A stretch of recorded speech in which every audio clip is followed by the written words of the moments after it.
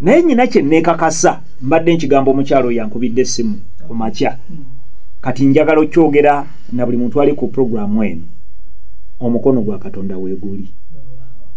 bwe tulituuka mu ggulu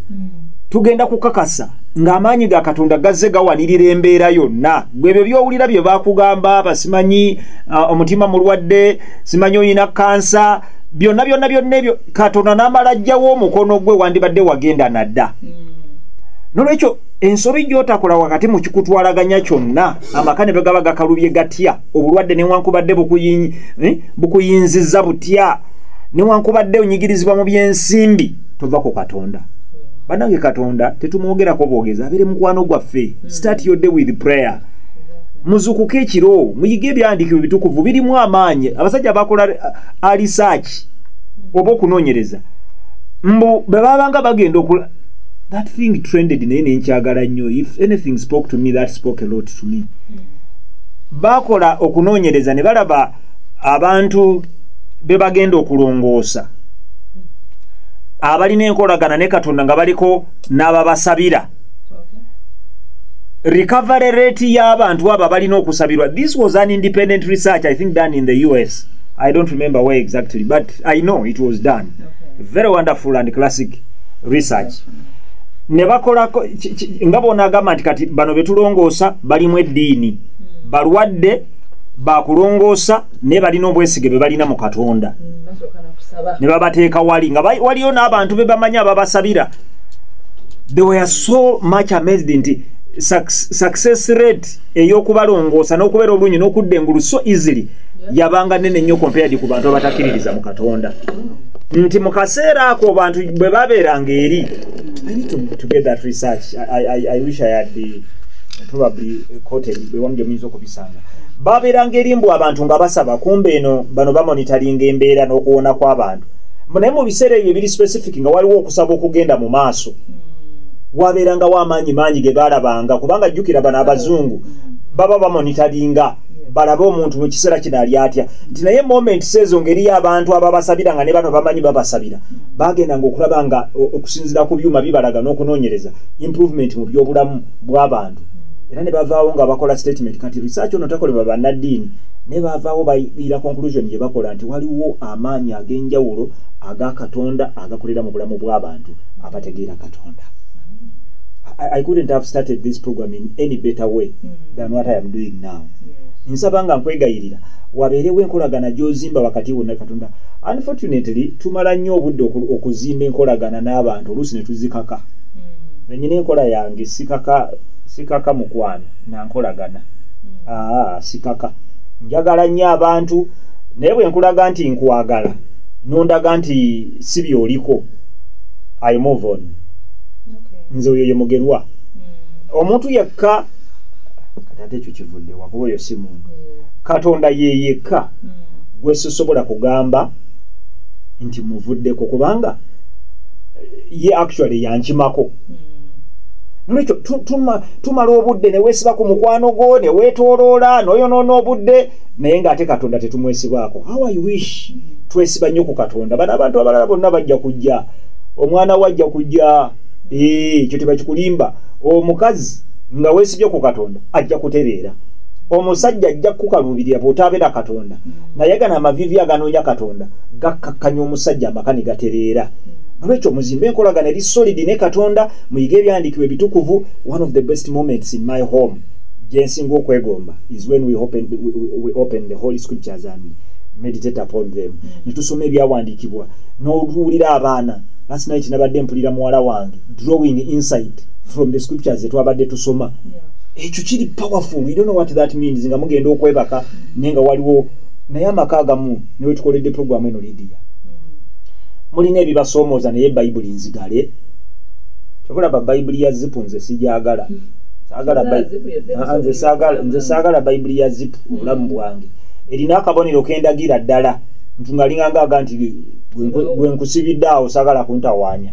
Era nze Bayibuli ze sigula Bayibuli za zipu. Kyokka ate abantu nabazuula baagala nnyo Bayibuli za zipu ate balina ensonga zaabwe ennungi. Actually nze ensonga eyange ya kinafunafu ya kisaazi naye ate nyina ensonga yange mu mutima y'amaanyi. Nolwekyo muggule Bayibuli Bayibuli kakati temukyakoma bakomi kukuzikwata ne muziteeka wali ne muga nti njitaddaawo naye kati mwaziteekako ne zipu tugenda kuddamu tulabe nga muteekako ne kufulu ugenda olyako nti njagala Bayibuli ng'eriko zipu ng'eriko ne kufulu awo wetulaga naye ngezaako okuleeta ebintu ebyo okubalaga nti abantu tuvudde ku Katonda tetuyiga Bayibuli ebizibu tulina bingi bye tuyitamu obonaabona omuntu alina ebizibu gw'osinga okunoonya Katonda oli mulwadde obwavu bukuli bubi leka bano abalinamuko kalembereza abo naye buli muntu anaategeera ennaku eri mu nsi eno n'ebizibu bye tuyitamu n'anoonya Katonda buli kintu kigenda kumwanguyira mu linnya eddungi erya Mukama waffe Yesu Kristo. Lidia nzikiriza nsabe mu ddakiika emu yokka. Mukama obulungi bwo tetusobola kubutegeera, tusobola kubufumiitiriza tubulowoozako bulowooza n'ababwogerako olulimi lwe lwanguwa okwogera. Naye bwe tulituuka mu ggulu ewali perfect knowledge, ewali okutegeera n'okumanya okujjuvu, nga tugenda kukwagala. Omuntu alowooza nti ku nsi akwagala, tukwagala kiziimuziimu. Okwagala okuli perfect for you our God kugenda kulabisibwa mu ggulu. Eyo tugenda kuba amaaso gano agaliko ekifu kivuddewo. Okubuzaabuzibwa kwonna kwe tuzze tubuzaabuzibwa. Omuntu n'afuna ekizibu n'afiirwa n'agamba nti Katonda ngankubye omuggo. Omuntu n'alwala n'akunyiigira. Naye nga behind the scenes omuntu byatasobola kulaba, you're doing everything to fulfill the scripture that says you came that we may have life and have it abundantly. Emabega eyo waliwo amaanyi ga Katonda agakola nti wajja zibe n'obulamu. Nze nawuliriza ku programu eno ate tubeere n'obulamu mu bujjuvu. Ebyo tetubiraba. Waliwo abakunyiigidde olw'obwavu naye nga singa babadde ekifu kibavuddeko ne balaba okusaasirako okungi bootungirira embeera booteekawo akasente ako ne balya ne banywa ne babeerawo. Bwe baliraba boowonyeza laddu ng'eggulu likubye nga yandibadde agenda naye malayika n'ateekawo omukono ng'omutumye mangu mbagirawo laddu n'etakuba. Bwe tuliraba mu ggulu tugenda kulaba emitima egyali gigenda okwabika at that instant mukono gwo ne gubeerawo. In heaven tugenda kulaba tumors abasawo ze bataalaba ze bataakwatako ze wawonya. Oyo ye Katonda. Nsaba mu programu eno olwaleero Mukama mu ggulu tugenda kulaba with perfect knowledge and understanding engeri amaka gy'ogabeezezzaawo ng'omukazi yali agenda. Waliwo abantu tugenda kulaba ng'oli yakwata obutwa ne ku jjiiko ne butuuka namala n'abukwata n'abusuulayo ebweru n'atabuteekamu. Omuntu yenna agoberera programu eno nga tugitandika olwaleero ng'ayina ekimusobedde oba mbeera efaanana etya mu vocabulary ya Katonda. The word impossible does not exist. Tekisoboka tekiriiyo. Kigambo ekyo Katonda mu ggulu takirina ekigamba nti ekyo tekisoboka. These are human coinages. Ffe twateekawo ffe tubyogera ne tugamba nti ekyo tekisoboka. Kyenva nsaba Mukama mu linnya eddungi ery'omwana we Yesu Kristo, golola omukono gwo ogw'ekisa abantu bo wakati ku bitanda nga balwadde balabe omukono gwo n'amaanyi go. Basitule ku bitanda baweddemu amaanyi, essuubi likomyewo. Tuwonye Katonda waffe kubanga ye gwatusobola wekka endwadde zonna ez'omubiri naye ate weewaawo n'ez'omwoyo, naddala ez'omwoyo kubanga zizikiririza ddala. Njala kwebaza olwa Lidia, njala kwebaza olwa management ya Prime Radio, njala kwebaza Mukama olw'obulamu bwange n'okutusaasira ne tujja mu programu eno okusobola okugikola. We sit at the feet of Jesus. Speak to us as we speak to the people. In Jesus' name. Amen. All right. Dakiika ziizo ebula bbiri zokka tuyingira essaawa 5 ez'ekyalinaku olwa Friday eno abangi gye baselebratinga mu ngeri ey'enjawulo. Naye mukadde mukujjukira obulungi engezezaako okujjukira ebaddewo tukyali ku nsonga y'oyo omuntu ali singo na biki ebitutawaaniza mu budde obwo. Lidia, olwaleero ngenda kuteeka essira ku ngeri basingozi bano mu lugendo lwabwe kuba tuzze tulaga. Naye olwaleero akatundu ke ntuuseeko njagala kuteeka ssira mu kulaga obwasingo buno bakola ki basobole okuba nga babuvaamu, because ultimately under normal circumstances buli muntu kyandibadde kirungi n'abeerako ne munne. Bayibuli ekola statement negamba nti si kirungi omuntu okubeera yekka. Tosobola kuwakanya statement Katonda gy'akola.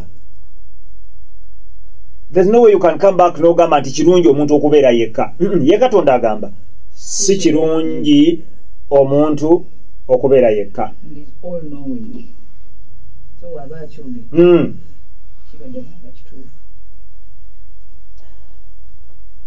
Mu kitabo kino omuwandiisi alaga nga Brian Strong ono bw'aba wandiika ne banne Barbara Sayad n'abalala nti mu mate selection, kye tuyita mate selection, okulonda omuntu gw'onaabeera naye obulamu bwo, waliwo amateeka agagobererwa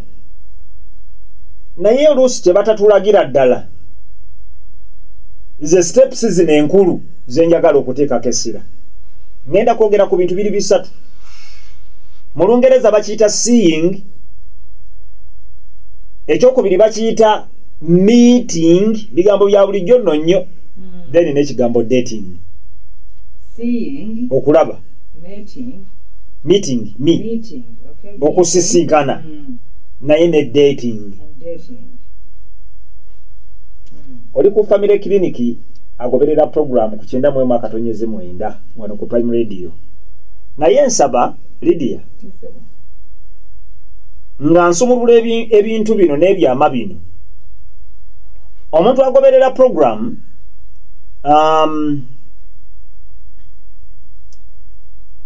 anyambe akole kino. Bw'oba osobola recordinga program eno teke ku mikutu, genda nga recordinga bits and bits omala ozisuule ku mikutu ejja WhatsApp egiwerako, kubanga definitely bino bye bisumbuwa abantu baffe. Kakati mu ndaba eya bulijjo omuwandiisi mu kitabo kino Barbara Sayad bano ku page 180 abasobola okubanga ekitabo kino bakirina, bajjayo ebyama bino ne bagamba nti mu mbeera eya bulijjo tulina dozens, hundreds and thousands of men and women, tulina abantu bangi betulaba, sajja n'abakazi. Naye okulaba kuno tekumala.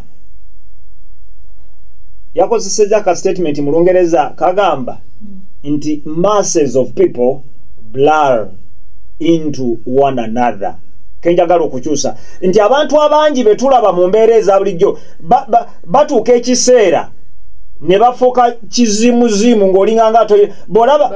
babula. Thank you, I love that. Nobanga tokyayinza kubalaba clearly nga be bandibadde. They blur into what? Into one another. We must become aware of someone for a relationship to begin. Lydia, what a statement. Tuteekeddwa okuba nga omuntu tumumanyi, tumwawula mu bantu abangi. Kakati ebintu bino ebya love, ebintu bya relationship, omukwano gulyoke gutandike. Mu program ya leero tuli mu kusima ku nsonga z'aba singles, nga nziramu n'ekibuuzo abamu kye mutera okumbuuza ekibasumbuwa ennyo, ebintu bino mbitandika ntya? Mbu kisobola okukutwalira sekendi busekendi oba kasekonda busekonda. Abaganda balina bingi ebyabalemanga bannewuunyisa. Kati akasekonda akatikitiki. Kyobulaba nze sirina lutalo n'abazungu, ng'omuntu atuuka mu mbeera nga nekyoyita olulimiro akusonsesemu obugambo, oyo oba obukyamusaagirako akatikitiki akasekonda. Mbu kiyinza okutwetaagisa akasekonda obusekonda okutuusa nga tusisinkanye omuntu, naye ng'eriiso lyo mu kasekonda ako obusekonda kalabye, eriiso lyo lirabye omuntu. Naye ate oluusi okumulaba n'okusisinkana oluusi kitwala nnaku. Waliwo flash ekutawe ng'oli singo, nolaba omusajja nenga akafaananyi konna k'okuba essaawa eyo kuva w'omulabidde olaba musajja, you're looking at your husband. Eriisa erikyasinza okulaba abakazi tebalaba kwenkanankana basajja. Katonda yatonda omusajja alaba. Era musabiranga ku musajja muzibe, buli bolabanga omusajja muzibe omusabiranga. Wabeerawo ekitali kituufu bambi. Era bingi byafiirwa. Agamu ku maanyi Katonda ge yateeka mu musajja yagateeka mu liiso. Liriya ne Liriya. Omwandiisi agamba nti ku kasekondo obusekendo oluusi oba oluusi abamu kibatwalira nnaku kyalina okulaba, abalala kibatwalira wiiki, abalala kibatwalira myezi okutuusa bwe bagamba nti bagenda kusisinkana. Tuli ku prosesi y'abasingles balyoke batandika okufuna be baagala, bagende mu laavu batandike obufumbo. Tuli analyzinga, tetwagadde gigwira. Now omwandiisi agamba nti sometimes noticing each other is simultaneous. Other times it may take considerable time. Sometimes it never happens. Nti abantu mwembi okweraba. Lidi omusajja akukolera mubeeko we mutandikira. Gwe w'omulabira ate naye n'akulaba. You cross each other like this. Mwena mulaba ne mukitegeera nti yemwe. Wangi? Temukwe tweraba. Solo kumanti ndabe mwami ro inaganda bye. Temutatuukawo. Wabula waliwo akabayingidde akajigijizza. Ganda luganyemwawo. Envunza fa balumwako ku nvunza waliwo bye tunnyonnyola. Mwabatalumwa ku nvunza bye mutayinza kumanya. Era omuntu yenna bw'oba tolumwanga ku nvunza, by the way, funayo akavunza kakulumemu kubanga emu yokka simbi. Mukadde kyagamba yasubwa. Omuntu atalumwanga ku nvunza alina by'atasobola kuyiga mu bulamu. Okujijirira. Naye sigambye kulumwa nnyo nvunza, nze era nange saalumwa nnyo nvunza, nalumwako ku nvunza. Naye envunza bwe kaba kakakugira bwe kati ne kakuyingiramu, akagera ako kalina bwe kawoomerera weegenze. There's that experience that you can't explain. Kalinganga akasiiwa tekasiiwa, kalinganga akaluma tekaluma, kawoomereza. That's the thing I'm trying to say. So njala kweyambisa experience kati abalumwa envunza be bajja otegeera kino wano wendi bokka. Naye Lydia walumwa ku nvunza. Olaba oleesa akantu ako akuwoomereza. Lydia walumwa ku nvunza. Kubanga ko kenyini kenjagala. Kakati mbu bwe balabagana sometimes bano balina engeri gye beesangamu Lydia nga bafunye akawoomereza. They are not yet husband, they are not yet wives. Not wife and husband. Naye katandise okujjirira. Mukulaba. Nti mu mbeera zino z'olabiramu omuntu zisobola okukuyamba ogenda mu maaso n'ebisingakaawo oba to discourage. Seeing does two things. Sometimes it's an encouragement. Naye sometimes it is a total discouragement. Olimu omuntu gw'olaba nga ne mba mu nsi musigaddeko babiri bwe muti. Nga buli bodduka bw'oti n'ogenda ku kizinga kyeri gw'osangayo. N'owulira n'embeera nga eringa erina kyekutuma naye ng'era ogamba medda Katonda ajja kunsindikira omuntu nga tewali. Actually buli bw'omulaba akwetamisa ebintu byonna. Naye omwandiisi mu kitabo kino yagambye nti the setting in which you see someone can facilitate or discourage meeting each other. Bakola research ono Mustaine, Mustein, 1976 ne 1987.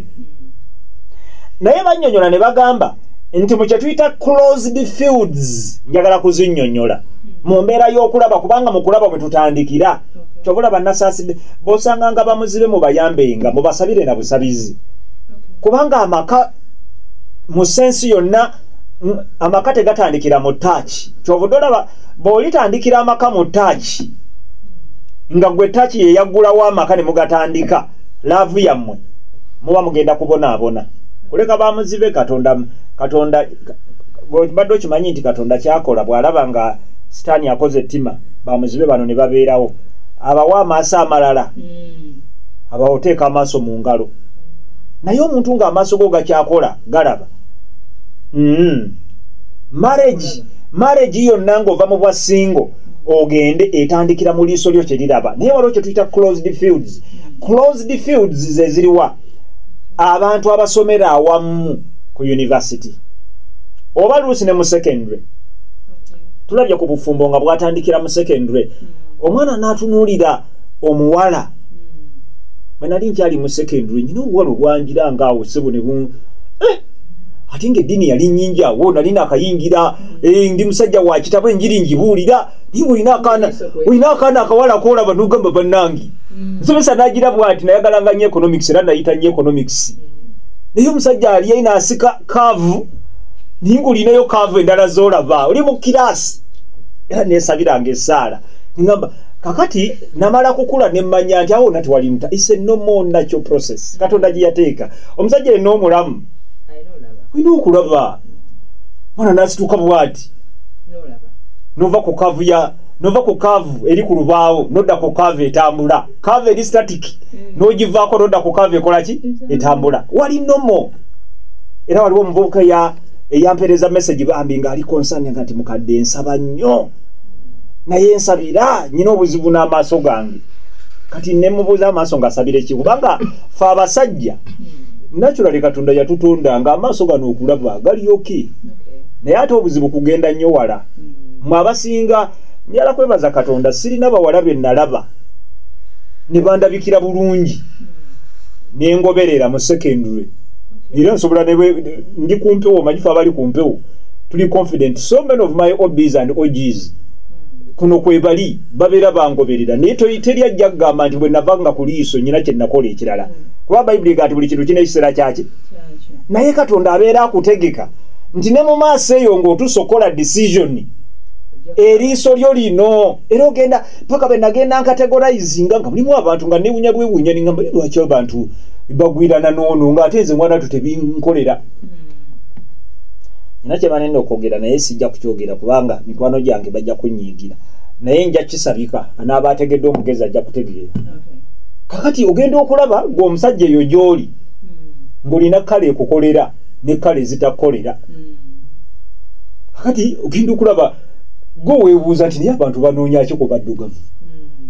gwe weebuuza abantu abeeru babanoonyako ki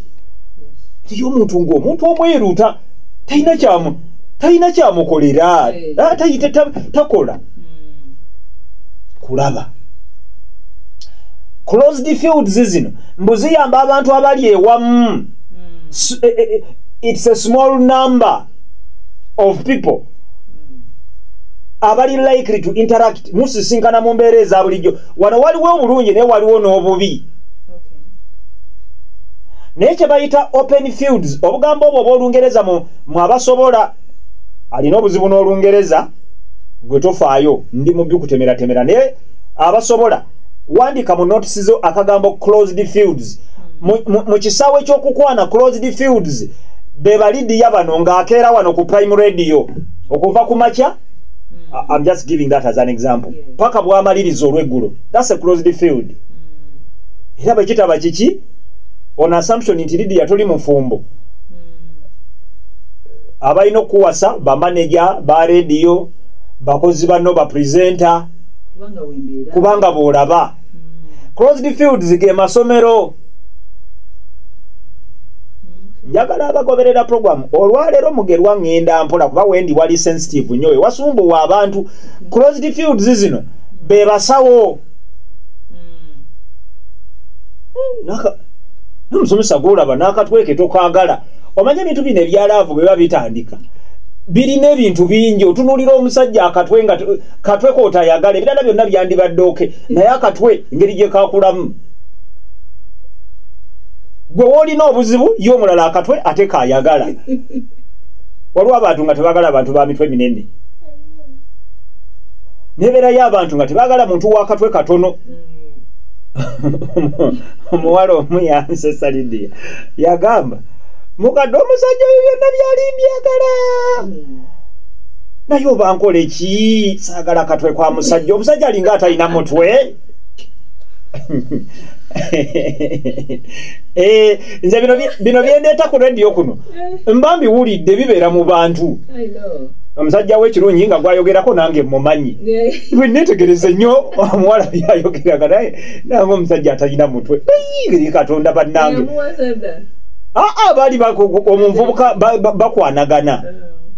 bino byenjogera bya nnaku ekituufu ekyamazima omuwala yaga nti nze mukadde musajja oyo buli kimu nkyagala naye omutwe era yambuuza ekibuuzo ne muga nti mpozi nkusindikire basawo nze siri competent kukuddamu waliwo ng'omuntu kuba omusajja we yali munene bulungi obunene tasukkiridde ate si mutono naye nga amala bulungi nakane bannange kiki waliwo omuntu byayinza okulya nga bigejjesaako ku mutwe akatwe k'omusajja oyo kakati gwe oba tonnaba kusoma bino ne research nga tannaba kuleetebwa nga yakolebwa obwongo bwo buba bukulowoozesa nti omuwala ono wa lugezigezi anti ba researchers bwe bavaayo ne bakulaga nti ebintu bino bikulu kati mu closed fields research alaga nti abantu balizootinga kubi batandika okugenda mu relationships out of convenience era yeddenja etawaanya amaka abasajja abatalina budde bano abanoonyereza ennyo buli kaseera ali mu bintu yaleeta maidi yamugira amaliriza awasizza maidi si lwakuba naye talina budde buli leetinga mu bantu ekkanisa bwajja oluva bwati mu kusaba bwati oluva mu kanisa nga ayingira mmotoka ng'addayo maidi ng'amwenda actually baba batandika alaba talina gyayinza kutwala maidi nga ne boobaleka ku nsi naye mpola mpola bwagira nekya netandika okubanga omanyi neki esiiga ebifaananyi abasajja abeebaka ku balalu waliwo lwempulira ebintu nga nange mbyogera lwakuba mba mu studio nga nyala kufujja malusu bbali eri omulalu nga bw'omumanyi musajja ow'ekitiibwa n'agenda n'amweberekako ansi kumweberekako okwebereka kuba kwa nsolo ensolo zezebereka n'amukwata n'amuzaalamu nyina omulalu gwe mmanyi ng'omusajja y'omu omulalu oyo kitundu sijja kyogera radio manyi obuzibu bwa radio etambula yamuzaalamu abaana abasukka ne mu babiri ndowooza naye nga musajja wa kitiibwa era twalina okuwakana anti luwena abaana abazaalibwa nga tobuuza kwegamba wabeerawo katonda ebintu byakola naga nti bemba mu luyita lugambo abaana omulalu yazaala abaana bamala ne babamuggyako kati abaana wenjogerera bakulu omulalu oba yafa simanyi naye omusajja kyemmanyi mulamu omusajja kyekiri kyenkugambye closed naye obulamu bw'omusajja oyo abaali bamumanyi ali closed so much nti olwawo okumusanga mu interactions ez'abantu aba bulijjo so in other words bwagira bwati nekya nemusaba omulalu ng'amulaba kirabalaba kitambulaawo yaliisaliisa dda amaaso kati ku kasasiro gyakola atya omusajja gwe njogerako soogera ku bapopas njogera ku musajja anti omanyi obugagga bwa Uganda bwangu mu Uganda okuyitibwa omugagga kyangu okusinga ebifo ebirala byonna kati kaneyambisa description yani gwe tuyita omugagga mu Uganda okukunnyonnyola omusajja oli ayina akamotoka ayinayo ka bizinensi n'ennyumba asula buwe kakati mu description y'Abannayuganda oyo abeera mugagga kakati njogera ku musajja afaanana bw'ati era newankubadde bangi tebagenda na balalu naye mu closed fields zino nga bwe nkugambye omulimu gunfuga nnyo mbeeraawo mbeera mu supermarket sivaawo supermarket ogenda okulaba gwe yatandika nga kiriina mu supermarket tolina nawe olowoleza ddala nje ekisajja kino ekisomba ebintu mu supermarket ekijja nekirongosaawo nekifulumya ebinanka ne bibokisi ndi kiyinza kikuzaalamu omwana kimaliriza kimuzaddemu kakati ono manager omuwala amanaginga supermarket olw'okubanga ali mu closed field era wano basingles wenjagala muwulirize nnyo nalindi ku university olwokuba ebintu byamaka nze bino ebintu byamaka byensomesa ne byenjigiriza saabigwira bubwizi birina muno okuyitibwa si kajanja nti nyina gwe neegomba ennyo ng'abiyigiriza nti nange ntandika okukopperera nze okuyitibwa kwange kukuyigiriza family life marriage and family life is a calling kubanga nali nanoonyereza dda nensoma ebintu bingi ne binyamba ndi Makerere University naye nze obwongo bwange bwangamba saagala kwekomitinga ku muwala yenna nga nkyali wano kubanga nja kuba ne sample space entono osiiba mu ba 7 abali awo bensabiramu abaawo bwembeera midweek fellowships wetubeera bwenetulwa bwenti mbeera mu bya kanisa nengamba buli kintu kirina ekiseera kyakyo era nze okutandika ebintu ebiri serious ebyokukwana mbitandika nvudde Makerere University nengamba kakati wano era essaawa eyo eriso lyange nga sikyalina maaso 248 abiri nga gali ku nkoona nga ne bw'obeera ompiseeko wali ag'okunkoona wabeera wagabeera gakulaba awo nali maze okumanya nti kakati awo wenkola ki wendi lwaki nayagala open fields and I'm making a very important point amaka mangi gaganya okusurvivinga kubanga wawasizza mu closed field yasinga golabalaba buli kaseera yagira bwati yaweereza message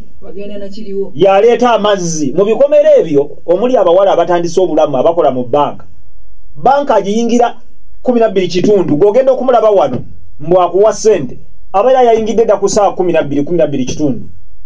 kakati ku weekend lwasiibyeyo lwawummulako waliwo omusajja amuleetera amazzi era gwatuma enkoko gwatuma omugaati kakati bwafumbako ekisajja ne kiwummulawummulako kaawo nga kimaze okuleeta amazzi n'akiwane ku kyayi nini ekisajja nakyo kitandika okugattagattamu owaayi ono buli bwenzija sisangangako yadde Rugabire sisangangako yadde Sandoz. Come on, what is happening? Kyokka omuwala newankubadde naye akimanyi nti ayagala omusajja gwawulira gwaloota mu birowoozo bye ne mu kirooto gwalina amulaba naye ono gwalaba kati ow'amazzi muleke edda kati olwaleero ebikyusa ennyo twabanga n'abakubi b'ebifaananyi yajja ku wiikendi yakuba ebifaananyi yajja n'amukuba poses ez'enjawulo gwalaba so kyebayita relationship out of convenience sibadde na sample space emala sinoonyereza kimala naye ono gwendaba ansinga okubeera okumpi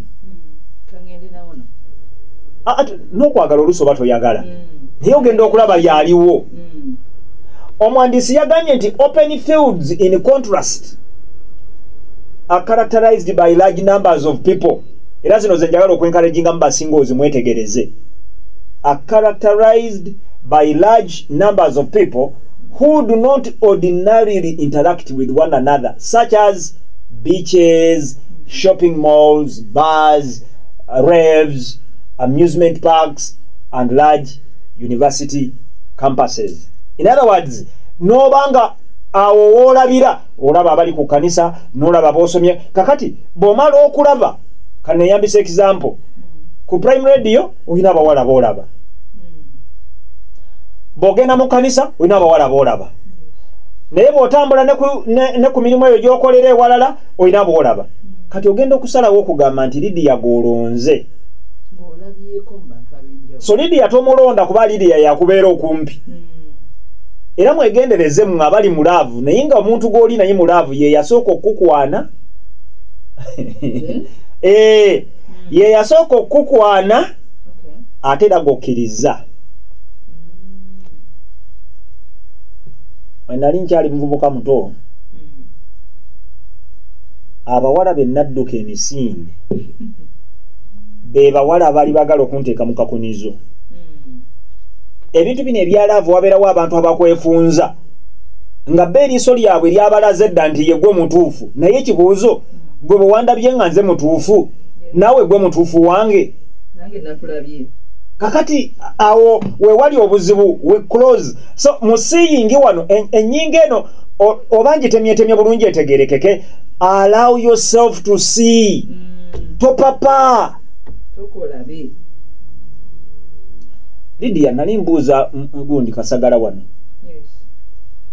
byafaayo kye bikwata nyina erinnya ly'omuntu oyo namuwuliranga nnyo nga bamwogera si papa mwagalako linnya era simwagalako birala nnyo naye erinnya lye ndyagala si papa si papa era nagamba bwe kiba kisoboka buli muntu bw'aba asobola mwe basingozi bw'oba gwe Agnes weeteekeko bampita Agnes si papa bw'oba gwe Tom yenze Tom si papa yegwe waliwo erinnya lye mbadde njagala ennyo lyo libatera okwogera nende si papa lye njagala ku si papa in other words weewe banga olabe open the spaces as much as possible kati mu bingi by'onaaba olabye onaagenda okuleka entumbu ennene tegenda kuyisa bubi kubanga wagiraba n'ogirekayo onaagenda okuleka omuwanvu ogende n'omumpi tagenda kusumbuwa mu bwongo kubanga omuwanvu wamulekayo n'ogenda n'omuki n'omumpi naye okugenda n'omumpi noga bonna sokoleke wait a minute buli gy'abawanvu gye bali kakati awo obwenzi mu maka yokola butya obugira butandikira actually oli yawandika naga nti obwenzi bonna abantu babutandikira mu bwasingo bye bakola nibye batakola byoganya okukola n'ebyo byokoze nga tebikuyamba bikutegekera okugenda mu bufumbo ng'oyagala toyagala oliyenderayo okuleka Katonda ng'ataddewo omukono gwe ako nkatadde namba 2 bwe tuva ku seeing tutuuka ku nsisinkano meeting naye omwandiisi abuuza ensisinkano nga mumaze okulabagana ani agitandika how is a meeting initiated mbu mu bantu abasinga obungi omwandiisi agamba kirabikanga kungulu Lydia nasalawo membula ebimu ku bintu ebyewuunyisa abantu naye nga biri based on research biyamba abantu bitutagulula ebizibu abantu bye batubiddemu mu relationships on the surface kirabikanga omusajja ya initiating amusisinkane naye research ekyo akiwakanya ngera bwenzize nga nimbulula mu bintu ebisinga obungi abantu abasinga obungi obwongo baffe butugamba nedda omusajja yabitandika era nze bw'aba tatandise nze ntandika ntya butamanya bwe butusumbuwa on the surface the answer appears to be that men initiate the meeting but in reality akagambo reality nakagadde nnyo the woman often covertly initiates by sending non-verbal signals of availability and interest abaana b'obuwala mukunkumule amatu kati wano we wali ensonga era kye kibannyonnyola abasinga lwaki mulwawo okutwalibwa naye nga muvunaana abasajja mbu beebase era si banenya kubanga n'abayigiriza abasinga kubanga bayigiriza bikwate nga ne risaaki si mungi babayigiriza mbu abasajja beebase kibotte Lydia ndi musajja naye ne bwe nkubadde ndi musajja mufumbo naddala ffe abatambula nga tetulina ringi bwe tusinkana eyo abawala era kyovuddwa olaba obukristaayo bulina okutambulanga na muntu obukristaayo tebubeera mu kanisa ffe tutambula isha tutambula naye noolaba omuwala ng'aseninze non-verbal messages ali interested naye nga ali interested in a wrong person omukazi ayogera era omusajja bw'obanga otambula obeerawo naye nga tomanyi language y'abakazi weewaava statement etera okusumbuwa abantu nga njibabuulira lwakuba nti bino nze nali nabiyigadda nze nagamba bwe nali nkyakwana kuba kati sikwana nga nkugambako nze baŋŋaana oŋŋaana otya era omusajja yina omujega gwe bagaana ng'oŋŋaana otya era otandika otya okuŋŋaana nti nedda sya kakati obukodyo bwe busumbuwa abantu bwe njala tubasomese in other words Lydia omusajja ogenda okugamba oyogereyo ekigambo babeera bakuinvitinze kati ate omuntu ampadde invitation mugaana ntya Mati mukadde watugambye omusajja alaba si ye bwe kiri kati olumu ayinza okuba ye yalabye nze gwalabye nga simulabye kati omusajja alimu amagezi akukirizisa okulaba Lydia kaana goli kaana kagezi kyenva nkwagala omusajja buli boolaba omuwala gwe weegombye oyina okukakasanga naye akuyita akuinvitinga many relationships zitandise nga omusajja gwe walaba n'otandika ebigambo nga you were never invited amakaago ogenda kugabeeramu naye oyinza obutagasanyukiramu era kye bayita okulabira omuntu bw'omala okulabira omuntu mwabatera okuyungirira abantu very professional eyo mumuyungirira abantu bamanyina obalimba mumuyina ekirabo bwegenda okola okunoonyereza mubalina ekirabo ky'okulabira abantu tebakulimbanga obeera osisinkanyiza abantu just naye ekigambo kya Katonda yagatta emitima gy'abaki gy'abantu kino nja kukyogera nina omwana mu bino byonna byonna bye tubadde nga tukola okuyambako abantu basisinkane musajja gwenkubiraako nja kuweereza sente za sumbuusa Lydia nali naawe mbaako byenjogera wano naye nga tewabirabako naye bino byenjogera wabiraba omuvubuka tubasisinkanya ajja alabe ku bawala tumulaba amakinga naye omuvubuka ayita ku reception ya primary omuvubuka oyo namwagala era abasajja be batyo tebenda kakati nze ne Lydia tulinako we tuli tulina omuvubuka ono gwe tumulaga nti waayo omuwala ono naye anoonya omuvubuka nandi mukadde mumusaaga n'okusaaga omuwala wa primary radio oli gwendabiye ku reception toddamu kumbulira kigambo kirala kyonna tokyalina kyoyinza kundaga omuvubuka oyo namwagala obulamu oyo ye musajja omusajja Lydia oba ontegedde kati obuzibu bwokka bwe yalaba musajja wattu bwe yalaba omuwala ku primary radio ku reception omuwala teyamwinvayitinga omusajja bwayiyiza ne bamwinvayitinga nategeera nti yayiiya naye he never got that invitation to this day naye abasajja kati dynamics zino eziri munda wano ze zitawanya abasingozi n'obufumbo ne bugaana okubeerawo omuwala ya initiatinga meeting ebeerewo buli boolwanagana nayo gwe n'omutege sente n'omutege embeera ayinza n'okufumbirwa naye spaaka Katonda yakola omuwala omukazi ne bw'aba akimanyi nti oli musajja mufumbo bw'akwegomba amaaso ge gakuyita paka bw'agakomako era we wava obwenzi kakati omusajja be bakuyita ng'oli musajja gw'okoona ku muntu ow'omunda nga vaawo walayira dda tuli fena Lydia omwandisi nzikanya naye kubanga research waali asuggesting ebintu bino in other words abaana ab'obuwala mu geemu muno mwemuli kakati unfortunately abawala muganya okuinvitinga be mwagala until when devil bw'abatega be mutaagala omuwala it is not true byempulira babayigiriza mwerave yammwe omusajja agitandika butandisi omusajja yenna asobola okukola who tells you tubeera nayo tubeeraawo mboli akikuleetera never si kituufu nyala kusoma bugambo buno Lydia wulira akagambo kano in sending non-verbal signals of availability and interest omuwala tayogera tagenda kugamba nti nze Lydia wendi wano asindika nkodyo webale ginda okulaba wunzika eriiso era kankutegeeze nze nemunya n'abasajja otandika otya okwagala okukwana omuwala ng'amaaso gamwesimbye omuwala buli bwasimba amaaso ne gagaana okuloolamu akugamba oyonoona budde bwo gwe sirina yadde nekenkufiiringamu naye omuwala alina engeri gyasu kinkoze bubi siri ku TV badde balaga ku liiso alina bwagasuula ne bw'aba nakaaso nga kalinganga kanjovu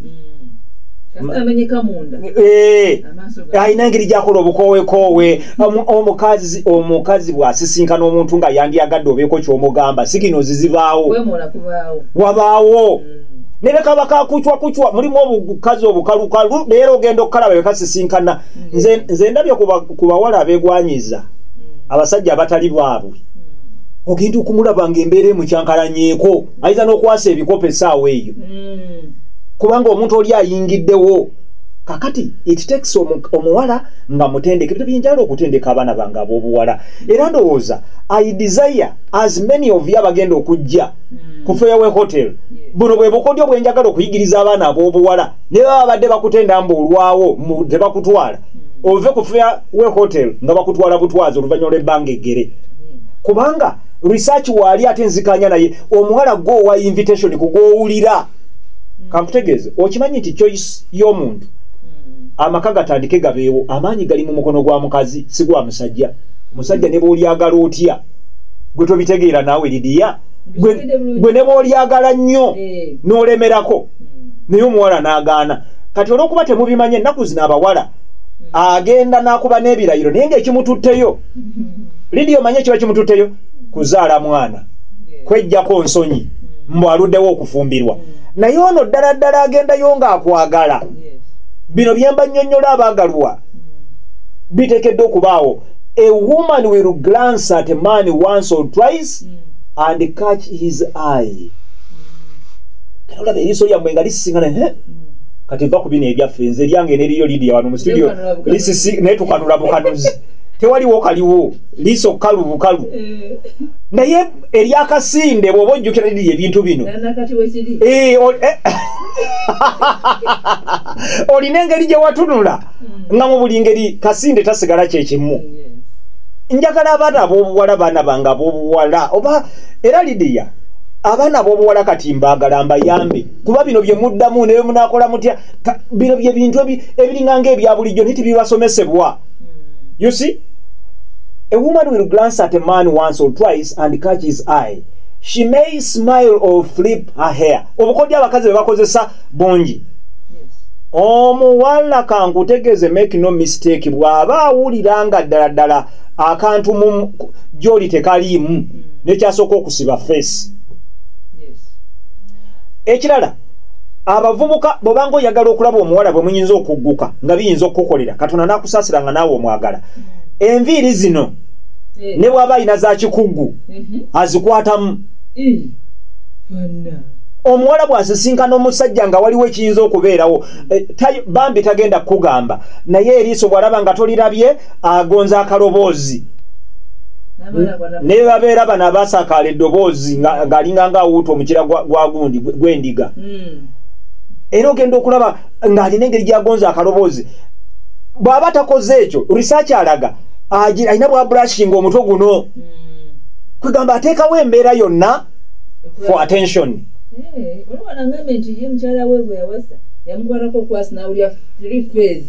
kyekyo tuli ffenna omusajja bw'awulira muli nti omukazi ono ali interested Lidiya simanyi oba ongoberera abalala be banaagaana okungoberera Lidiya gwe ngoberera abana abatebali kufa bire kiriniki onaabitwala eri mugundi mu lukya nti bino byonna omukazi ng'ataddewo embeera eri inviting and indeed zisagala kulimba singa salaba signals zino mu Lilian wouldn't be husband and wife today naye invitation eyo kakinga era ngenda okugamba omuwala ono nti come on shia nga mmanyi nze kyobalaba nakugambye ng'oŋŋaana otya nze era abasajja mwenna bakyalina ekizibu mbawulira musimanyi omuwala ayaŋŋaana noono naŋŋaana bakugaana kubanga geemu togitegeera sisobola kugenda ku muntu nga banaŋŋaana after all gwanaŋŋaana nange sina interest mu ggwe ate nkulaba ntya nze nange nyina webale nnyo tolina invitation kakati nze if I'm not invited kati kankutegeeze okimanyi nti ekimuli kyekisikiriza enjuki egweko njagala abantu mutegeere ebya bulijjo bibasomese mwe abawala muve mu bwa singo ekimuli kyekisikiriza enjuki era wolabira enjuki ensiru manyi mulimu n'enjuki ensiru n'ezirimu amagezi enjuki ensiru egwa ku bubi gwe toli Muganda obadde otya oyala kunjogeza binandeetera buzibu nze ni musajja Muganda enjuki ensiru egwa ku ki oba ku busa obwenge kubanga kiki ekyatwakitinze enjuki ku bubi and I have seen bees nga zigwa ku bubi nzirabye naye nemmanya nti abeera kubeera muntu bebabalirawo nga tebagasa talina papasi mu bulamu in other words ekigambo bintu bino nga bitandika n'okusobola okubeerawo akola paati ennene okutandika ebintu olwawo ekyo njagala olwalera abawala abali eyo musumulukuke yegwe nyina omwana ow'obuwala n'ow'obulenzi naye Katonda yatonda njala kwebaza Katonda era ntera nenfukamira nenebaza Katonda nga Mukama webale kumpa omwana ow'obuwala kubanga mbeera butamufuna sanditegedde muntu wali complete omulenzi Katonda gwe yasooka okumpa nemutegeera nensaba ne nti Mukama mpayo omwana ow'obuwala naye muwala wange anjigiriza ebintu bingi ku kitonde ekikazi mutabani wange David bwe tuba tunagenda ku ssomero oligira bwati bwamala okunaba nga gira atetekako uniform ye ng'asaniriramu naye muwala wange obusanirizo babulinga nga busatu as young as that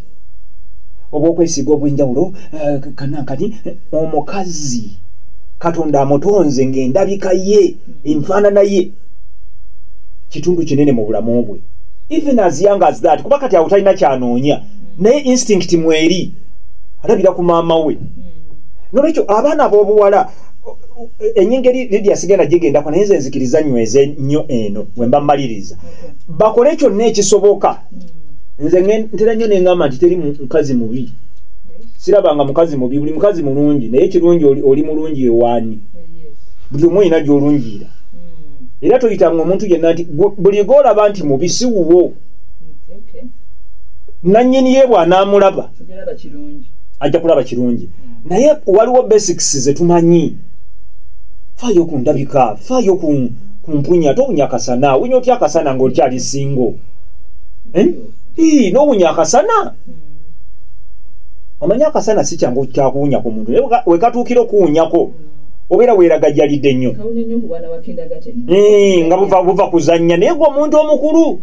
n'oyingira ruumu ne bakuwulira nga waliwo ayingidde n'akasana nga kamuwunyako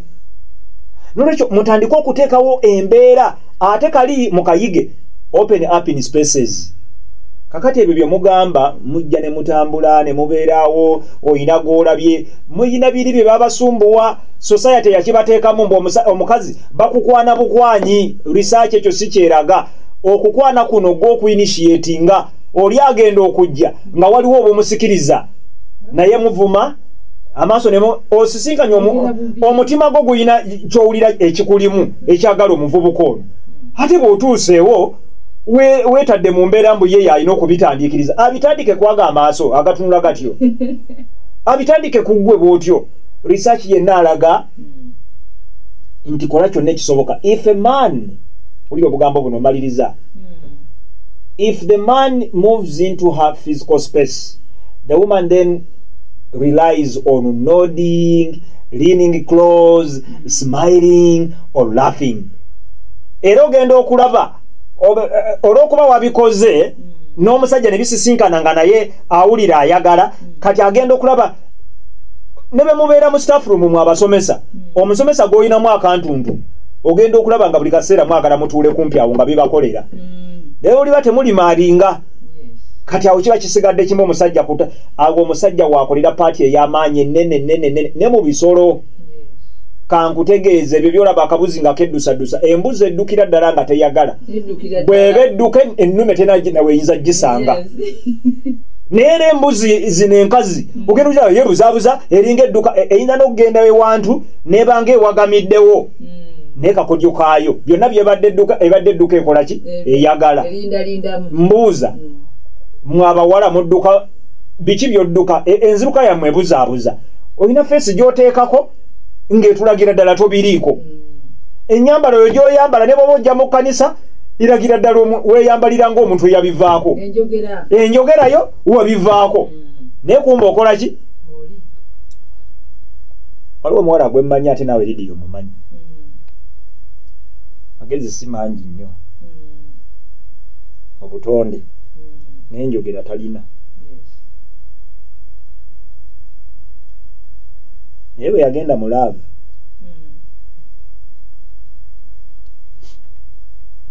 ku kyalo eyo bonna bamwewuunya bwewuunya ku kyalo kyewaabwe nga ye mugonvu bebyalaavu kasita byajja yagonda kuba yatuuka kugwakola atya kati eno mwe batayagala mwe bayogerako ayogera nammwe bubi mwe takola ki nze lwaki ammalirako ebiseera kubanga one oli musajja mufumbo